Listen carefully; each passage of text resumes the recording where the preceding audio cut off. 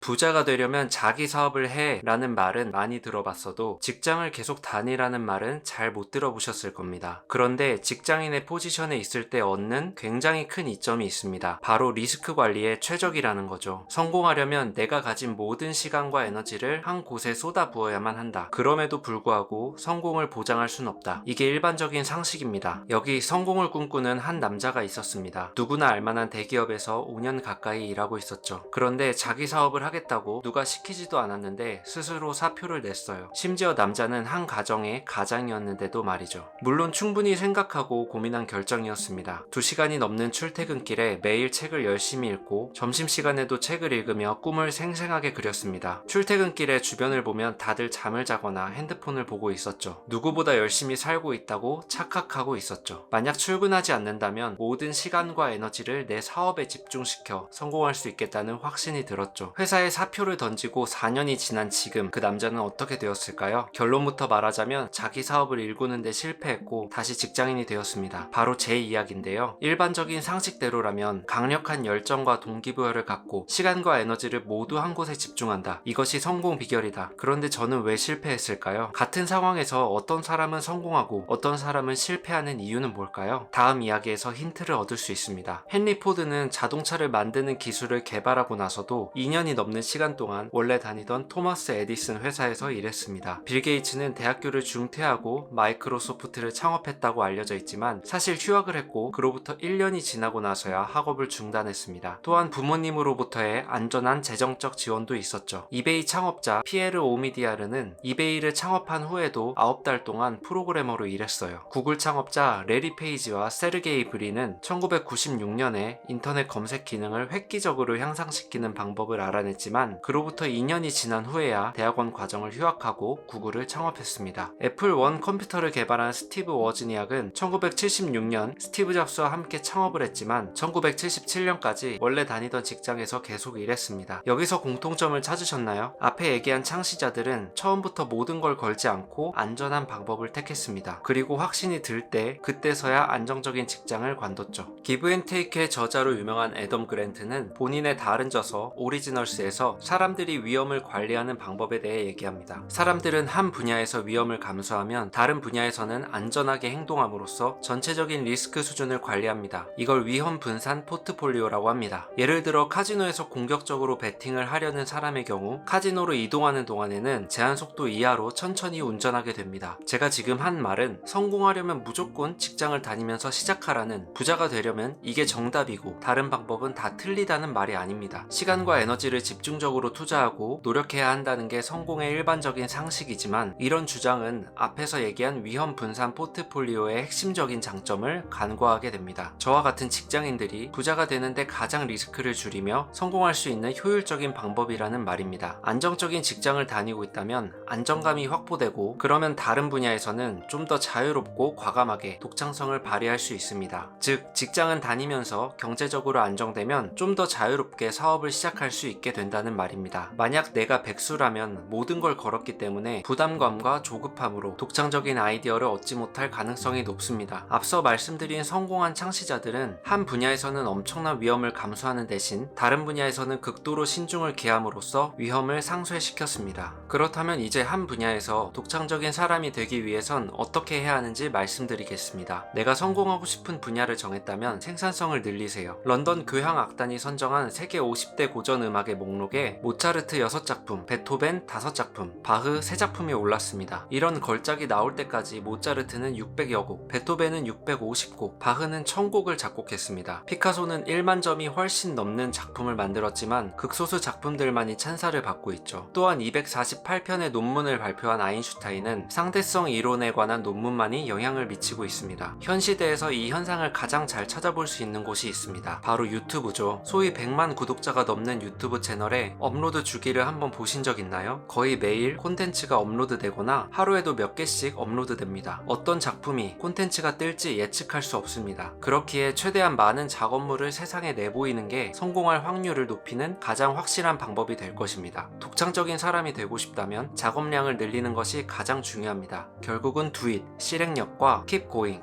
꾸준함이 중요합니다. 그런데 아직 시작도 못하고 생각만 하고 있다면 어떻게 해야 할까요? 이럴 때 효과적인 방법이 있습니다. 어떤 걸 새로 시작할 때의 마인드셋과 시작하고 나서의 마인드셋은 구분해서 해야 합니다. 많은 사람들이 최악의 경우를 생각해라, 반대로 긍정적으로 생각해라 라고 말하지만 지금부터 말씀드리는 이 방식대로 상황에 맞게 생각하는 게 가장 효율적입니다. 오리지널스에서는 구체적으로 어떤 걸 하겠다 마음먹은 게 아니라면 최악의 상황을 생각하는 것보단 희망적인 미래를 꿈꾸는 게 좋다고 말합니다. 예를 들어 유튜브를 하기로 마음먹었는데 아직 시작을 못하고 있다면 실버 버튼 받는 모습을 상상하고 매달 고정적인 부수입이 생기는 모습을 상상해보세요. 그러면 얼른 하고 싶어질 것 같지 않으세요? 그리고 어떤 걸 시작했다면 그 다음엔 최악의 상황을 생각하는 겁니다. 유튜브 부업을 예로 든다면 유튜브 채널을 만들고 영상 하나를 올렸는데 내가 이걸 계속하지 않을 경우 어떻게 될지를 상상해보는 겁니다. 계속 직장 월급에만 매달려야 하고 나이가 들고 퇴직을 하면